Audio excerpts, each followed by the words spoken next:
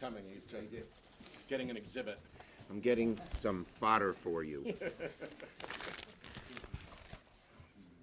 How are you? Haven't seen you in a while. You okay? Good. He used to cover New York. I've covered New York for since 1975. 44 years. Okay. Good morning, everyone. And I thank all my colleagues for being here. Now, I usually don't start these events. I'm going to do something that I rarely do with these events. Thank Mitch McConnell. I thank him because we Democrats were always going to talk about and demand action on climate change.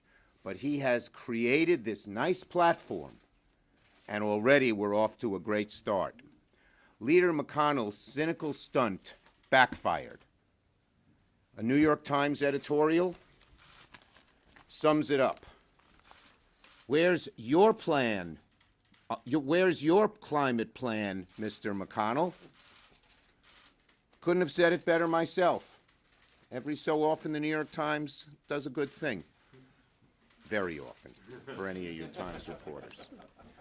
Leader McConnell, what he did is for the first time, for 5 years, he put no significant legislation on the floor about climate. For 5 years, we've had almost, when he's been in charge, no committee hearings on climate. For 5 years, we made no progress on climate. And then, when he tried his stunt, it boomeranged on him, and now everyone's talking about climate. Leader McConnell, even yesterday, had to do something that he's never done. He was asked by a reporter, do you believe that climate change is real? Do you believe it's caused by human activity? And hallelujah, he answered yes to both. Now there's the third question he hasn't yet answered, which is, should Congress take strong, immediate action? He hasn't answered it, but we're here today to give him an answer in terms of the strong, immediate action that we have. I asked yesterday to make this committee, to create a bipartisan select committee on the climate crisis. Let everyone discuss their ideas.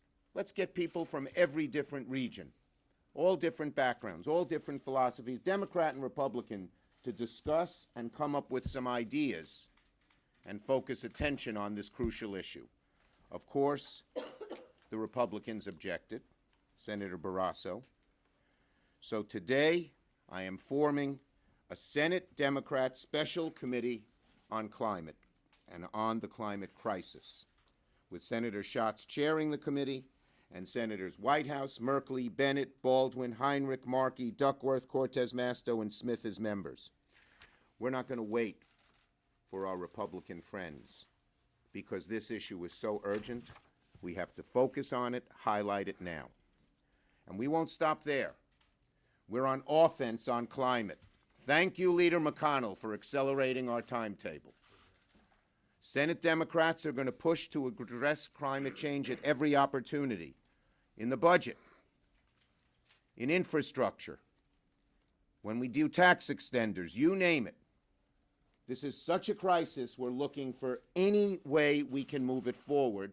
And even though we're in the minority at certain points in the process, we have leverage and we're going to use it for climate. Now we saw a few Republicans, for the first time, admit that climate change is real. That's happened in the last few days. We now hope there will be more. There are too many deniers out there, too many people influenced by big oil. In fact, last night, after all of them spoke, there was a fundraiser for a senator from Iowa, sponsored by the coal industry. After they tried to do their stunt here, they went there. Query, is there a relationship between the two? You make the call. So, if Republicans are truly changing their tune, they can join us in co-sponsoring our resolution to create a bipartisan committee on climate change. If not, we're going to move forward ourselves and use our leverage points to get something real done. With that, let me call on Senator Schatz. Thank you, Leader Schumer, and thank you for your leadership on climate, for hurting all of us cats, not just the members of this committee, but the whole caucus, which is united on climate action. You know, senators like to remind themselves that this is the world's greatest deliberative body, and with this committee, we can start to act like it on climate, to build a broad coalition of people capable of bold action. We put together a group of people who are leading on climate in different ways. It's a diverse committee, and that's going to be the foundation for our success. And so with this group, we have the necessary pieces to take this issue seriously, to do real inquiries and real analysis, to work with constituent groups and put ourselves in a position to act. Today, we get to work. The stunts are over. The positioning may never end, but the goofy stuff is done. We are treating this like the planetary emergency that it is. Senator Whitehouse. And we are going to have fun doing it. Because there is great material to work with out there. We have the chance to look at the way dark money funds the Republican Party and explains its intransigence on climate change. We have the chance to look at the phony baloney, fake science, climate denial operation that scientists actually have been studying for years and have reported on, that propagates all this nonsense about climate denial. We got the chance to go to experts in our Republican colleagues' home states and explain what's happening to coastal property values there and what the forecasts are. We have the chance to bring in people from the home state universities of our Republican friends who don't just understand climate change, they teach climate change, and maybe give them a chance to teach their senators what's real and what isn't about climate change. And finally, we've got the chance to bring in some of the great leaders of corporate America to show how virtually all of corporate America, except the fossil fuel industry, joins us in wanting to see action on climate. So great thanks to our fearless leader, Chuck Schumer, who has really lit this issue up. Very proud of what he has done. Much appreciation to Brian Schatz for being the cat herder on this particular enterprise, and let's have fun. And that takes us to Jeff Merkley. Fun-loving Jeff Merkley. Well, ponder this phrase. We are accelerating into oblivion. Because that's what's happening with human civilization on this planet right now. We are accelerating into oblivion. Now, I'd like to invite everyone here to take one deep breath.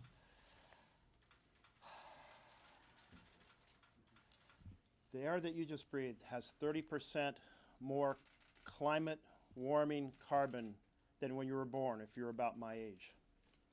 And when we were born, 60 years ago, those of us who are in that range, we were talking a fraction of a part per million per year increase. Where are we now? Well, most people think, well, certainly we must have leveled off. Maybe we're coming down a little. After all, don't we have more fuel-efficient cars? Don't we have more pollution-trapping equipment? Haven't we thought responsibly about this issue with energy efficiency and manufacturing efficiency? And yet, instead, the rate has accelerated upwards. We're now at about 2 to 2.5 points per year. Many times what it was when I was born. So we have not begun as human civilization on this planet to attack this problem. We are accelerating into oblivion. The only way we are going to save this planet with strong action from the United States of America, strong leadership from the United States of America, then working in partnership with leaders all across this globe, with Canada, and saying we're not going to triple the pipeline to the tar sands, with Australia saying we are not going to extract coal while your coral reefs are dying and you're not going to extract coal, with Japan that's talking about a future based on liquid natural gas, or Germany drilling Nord Stream 2 pipeline. We need strong leadership here. It's not coming from the President of the United States.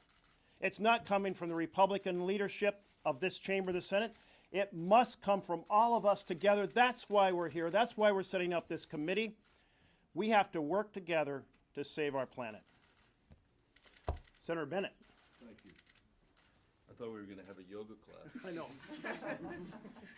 And let me say to Senator Schatz, if the goofy stuff around here is over, I'll endorse you for anything. Chuck, thank you for bringing us together. I think this is a really important step forward. And it is funny, memories are sort of short around here, but the Republican Party actually has a relatively honorable legacy on environmental issues. Richard Nixon signed the Clean Air Act, Clean Water Act as well. Ronald Reagan, who had suffered from skin cancer, closed the hole in the ozone layer. Both Bushes led work at the UN to promote the idea that we needed to deal with climate. Even Mitch McConnell himself spoke in favor of ratifying the United Nations Framework for Climate Change in 1992. And why do we find ourselves as the only industrialized country in the world that doesn't have two political parties that are actually trying to compete to demonstrate who's better on climate for the American people? And it all changed in 2010 with Citizens United. It completely changed. John McCain ran for president saying climate was real and we needed to do something about it. The person he selected to be his vice presidential candidate, Sarah Palin, then led the climate denial for the Republican Party. She was a total outlier at the time. Now she's represents the mainstream view of not Republicans in my state, far from it, but Republicans here in Washington. I think this is our first step to try to reconnect the American people to Congress on this important issue, to Washington on this important issue. My state is a third Republican, a third Democratic, and a third independent. I spent the entire summer with farmers and ranchers in counties where I never, no matter what I'll do, I'll never get more than 30 or 35% of the vote. But they are desperate. They are going to lose their farm or their ranch and not be able to give it to the next generation or the generation after that because of the drought that they're facing. That is a direct consequence of climate change. They know that. And what I hope to do as part of this group is connect our agricultural community to the work that we have to do on climate so we can build a durable solution that is ultimately bipartisan. So, Chuck, thank you for your leadership, and Brian, thank you for yours. I'm sorry, I gave you Senator Baldwin. Thank Now, you. now the goofy stuff really is over. Thank you, Senator Bennett. And I want to join you in thanking Senator Schumer and Senator Schatz for your leadership today and every day. So let there be no doubt, climate change is real. It's immediate and growing threat to national security, public health, and our economy. Since President Trump was elected, climate and weather disaster damage has cost the United States over $400 billion, and our economy will lose over $500 billion annually from lost labor, crop failure, and damages related to extreme weather if we continue on our current course. The longer we fail to act, the more costly climate change will be. Of particular concern to us in the state of Wisconsin are the costs of infrastructure damage from severe flooding, crop and livestock losses from extreme weather, and increasing water pollution in our Great Lakes and our inland lakes and rivers. These are threats to major parts of Wisconsin's economy. Taking bold action to confront climate change is not just an environmental goal, it is an urgent economic necessity for us in Wisconsin. The good news is that we know how to and we must confront climate change, create more clean energy jobs, and cut carbon pollution. 4 years ago, I had the honor and privilege of being here for Pope Francis's address to Congress. In his remarks to us, he said, and I quote, "We need a conversation which includes everyone. Since the environmental challenge we are undergoing and its human roots concern and affect all of us, I call for a courageous and responsible effort to redirect our steps and to avert the most serious effects of the environmental deterioration caused by human activity. I am convinced that we can make a difference, and I have no doubt that the United States and this Congress will have an important role to play." He's right, And we must take action now because we have a moral responsibility to do so. And next is Senator Heinrich. We're here to say enough with the denial, enough with the delay, enough with the fake, phony, straw man arguments about ice cream and hamburgers and Sharknado. It's embarrassing. There are solutions in front of us, and we're going to highlight those solutions. My own home state just committed to decarbonizing their power sector, the entire power sector, by 2045. We have solutions, and we're going to promote them. There may be no silver bullet to this problem, but there is silver buckshot. And it is time to say to the other side, if you don't like our plans, what are your plans? And with that, I get to introduce Senator Markey. Thank you. Climate change is the national security, economic, environmental, healthcare, and moral issue of our time. I chaired 100 hearings in the House on climate change. Definitive. Once John Boehner took over, he abolished that committee. First act he made. So for 9 years in the House, no hearings until the beginning of this year. Once Mitch McConnell took over the Senate, no hearings on climate change, if it didn't include drilling in the Arctic National Wildlife for more oil. So this is an inflection point. Something big is happening here, and we thank you, Chuck, and Brian, for what you are doing. The Senate Majority Leader made a mockery of the debate on climate change yesterday on the floor of the Senate. The Green New Deal was brought up for a vote with no hearings, no witnesses, no experts, no science, no measurement of damages, and no amendments that could be made in order to ensure that we had a full debate out on the Senate floor. And we don't expect a debate to take place under this Republican leadership. So that's why this committee is so important, because it's going to give a voice to those who believe in the science, who believe this damage is related to climate change, and who believe that there are solutions that can be put in place that create millions of new jobs in our country.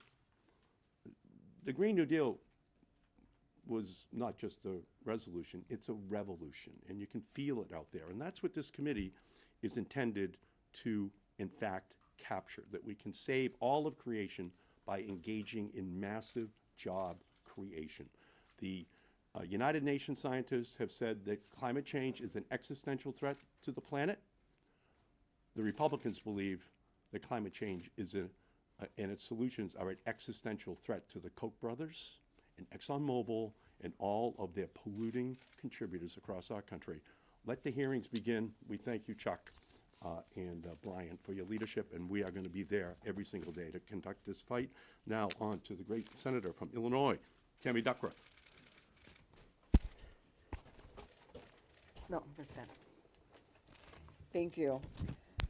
Even from the perspective of someone who's come under enemy fire, it's clear to me that not all of the biggest threats we'll face over the next 30 years will take the shape of a weapons attack. The truth is, climate change is real. Climate change is here, and we can't ignore it any longer. The Midwest is flooding. The West Coast is burning. Coastlines are sinking while the temperature is soaring. And worldwide, instability is rising and farmland keeps dying.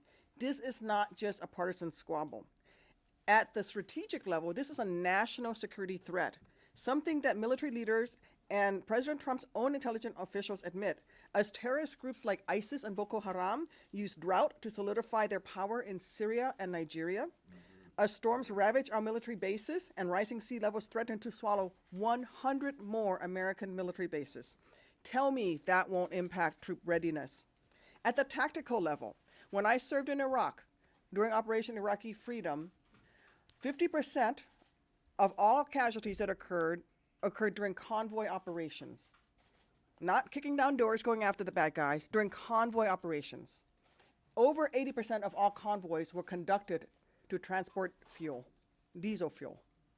And yet, while I was in the House, Republicans time and again, and even here in the Senate, blocked the Navy's efforts to invest in green technology. Because you see, at the tactical level, if our troops had better storage capacity in batteries, that means fewer batteries they have to carry in their rucks and more bullets so they can go after the bad guys. If I could have had more fuel-efficient vehicles, that was one less 5,000-gallon HEMA tanker of flammable fuel that I was putting out on the road to be hit by the enemy. So it is important on a national security level that we make these investments. And in fact, the Republicans have time and again blocked the Navy's own efforts to invest in green energy.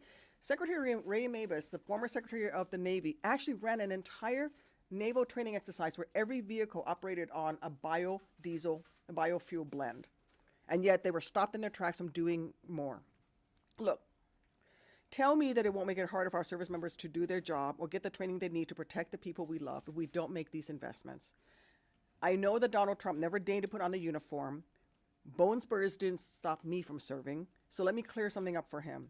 He and the GOP should not keep claiming to care about our national security and our military if they keep ignoring the crises that are sapping its strength and putting Americans at risk. If they keep doing this, more Americans will have to go serve in places as a result of the effects of climate change. Drought, fights over natural resources, this is enough. I fought one war for foreign oil. Let's not do that again. Our troops deserve better. American families deserve to know that their leaders are doing everything they can to keep their loved ones safe and their nation strong. And that's one reason why this work is so incredibly important and why I'm so glad to join my colleagues here today to announce a special committee. And with that, I am so pleased to introduce my colleague, Senator Smith.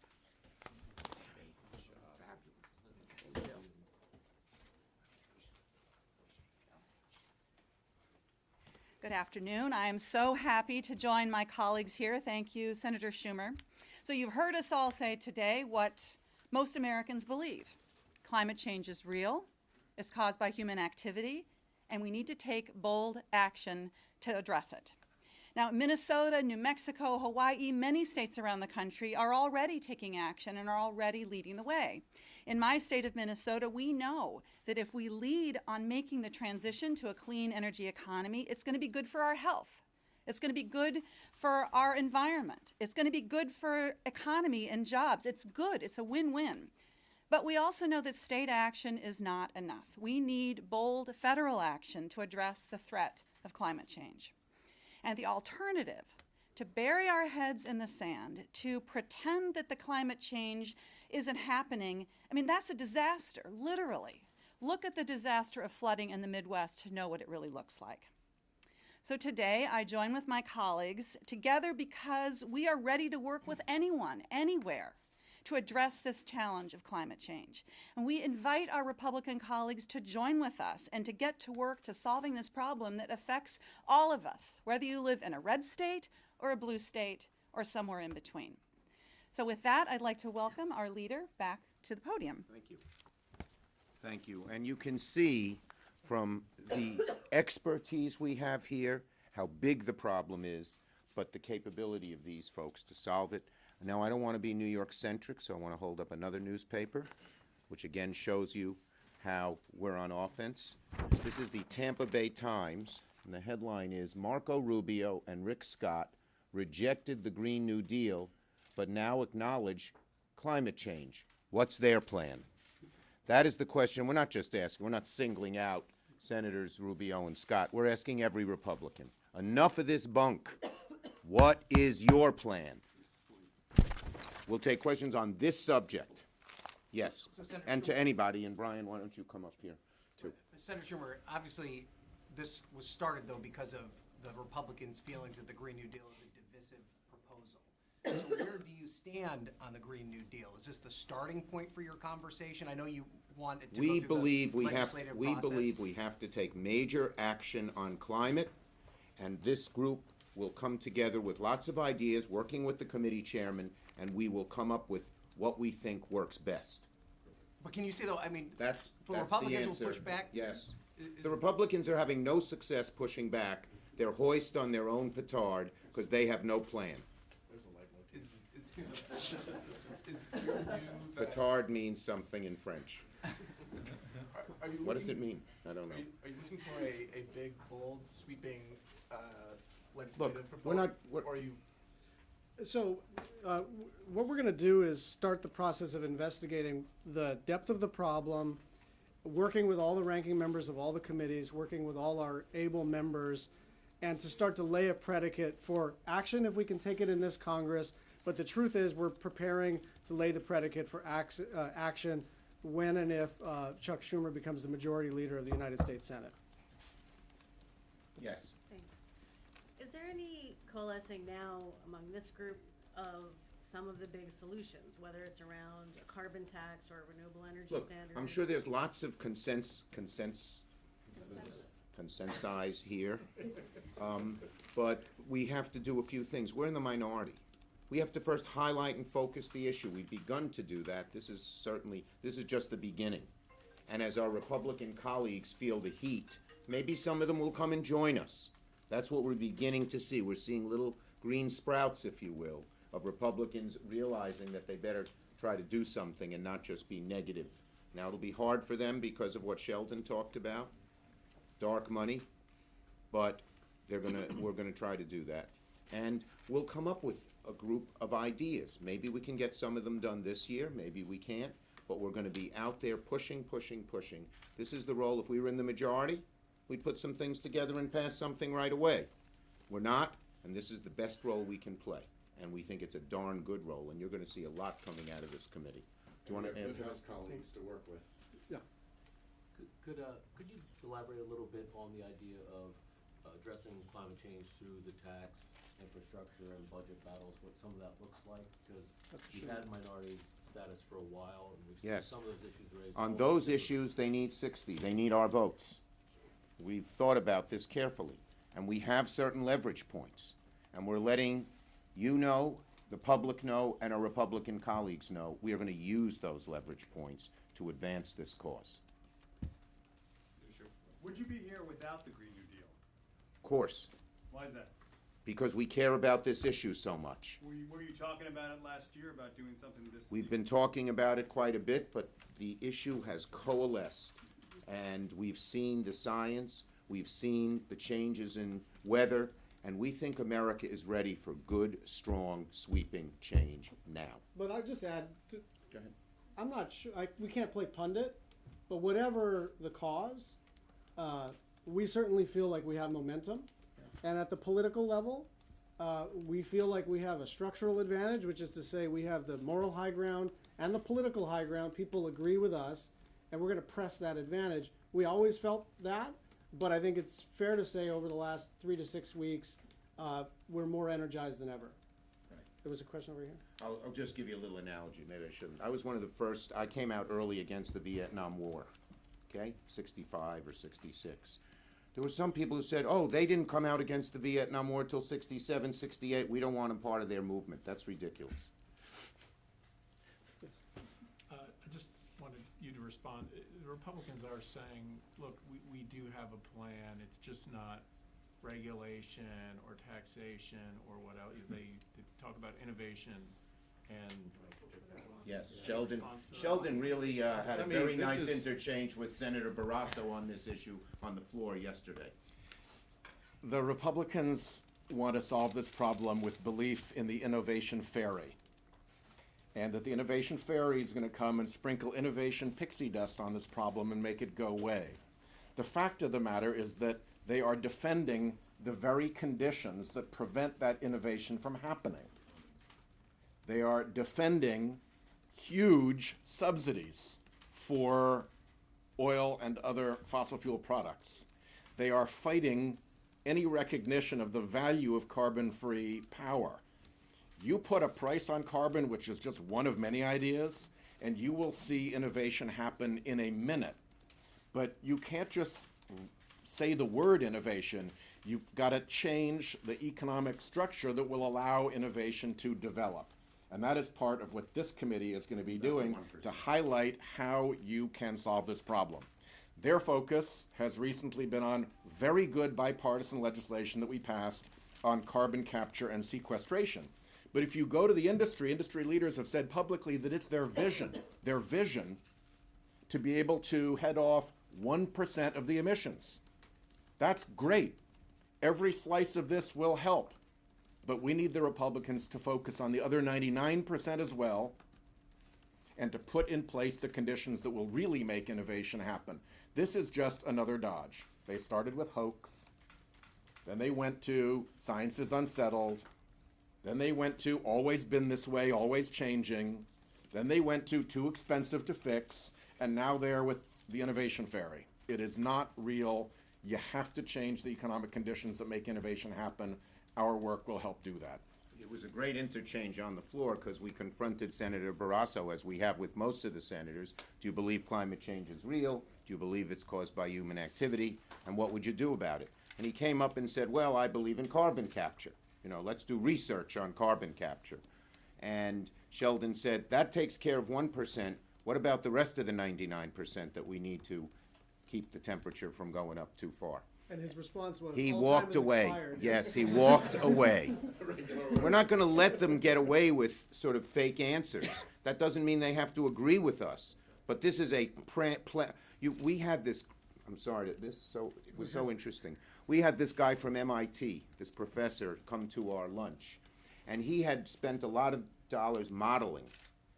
If you did this, the goal was to prevent the temperature from going up 3 degrees Fahrenheit, I think that's 1.6 centigrade, by 2100, because the Earth will be gone almost, figuratively, but terribly. The Earth as we know it will be gone by then. And you need a lot of things. No one thing will solve the problem. No one thing. And innovation, like carbon capture, he said by the time it's commercially accessible, which was like 2050 or 2060, that really works, it'll be too late. So you got to do a lot of things. We're not against innovation, but it's not the solution, the only solution.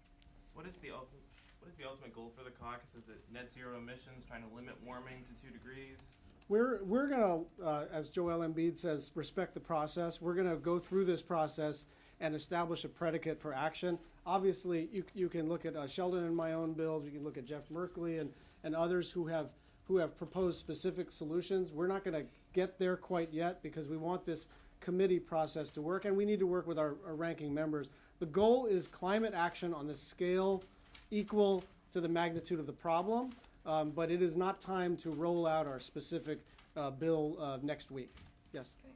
And Senator Schumer and Senator Schatz, just can you take a sort of a 30,000-foot view here? Republicans are trying to tag you and the president as like you're trying to push too much government into Americans' lives, that you're pushing towards socialism.